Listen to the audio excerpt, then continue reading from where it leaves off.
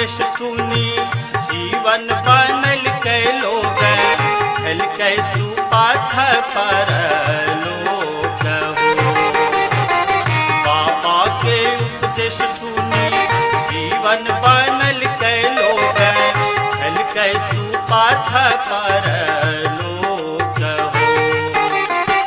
तोहरो शरण में बाबा सब सुख पावलो, तोहरो शरण में बाबा सब सुख पावलो।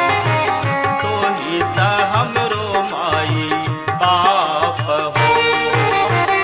सद्गुरु में ही बाबा अपनो नगर गेले, भोले अब बगिया उजाड़ हो।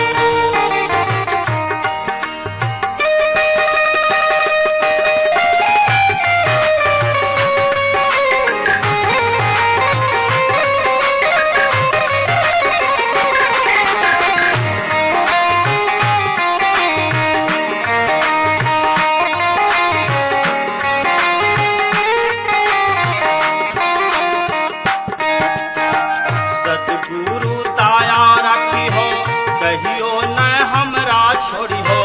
हम छी हो निपट अनाथ हो। सद्गुरु ताया राखी हो, कहियो न हमरा छोड़ी हो। हम छी हो निपट अनाथ हो। ये हो समदनिया हो भैया शाही स्वामी गैल ये हो समदनिया हो भैया शाही स्वामी गैल लालता से करी लवी चार हो। सद्गुरु में ही बाबा अपनो नगर गेले, बोले अब बगिया उजाड़ हो। सद्गुरु में ही बाबा अपनो नगर गेले, बोले अब बगिया उजाड़ हो। सद्गुरु में ही बाबा अपनो नगर गेले, बोले अब बगिया उजाड़ हो। सद्गुरु में ही बाबा अपनो नगर गेले, बोले अब बगिया उजाड़ हो।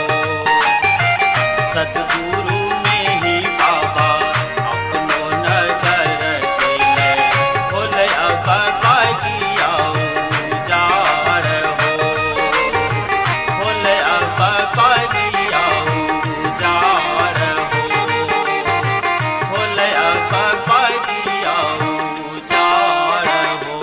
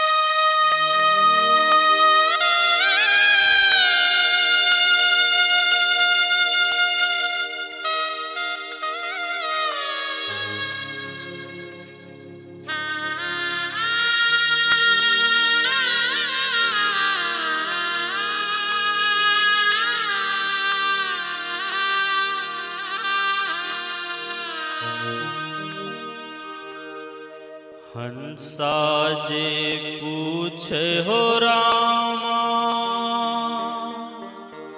सुनु भाई काया हो। हमर तोहर कैसन प्रीत हो।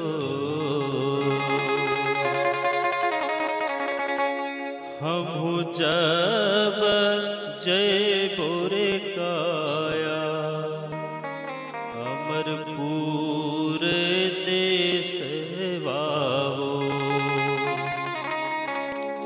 तहु जरिए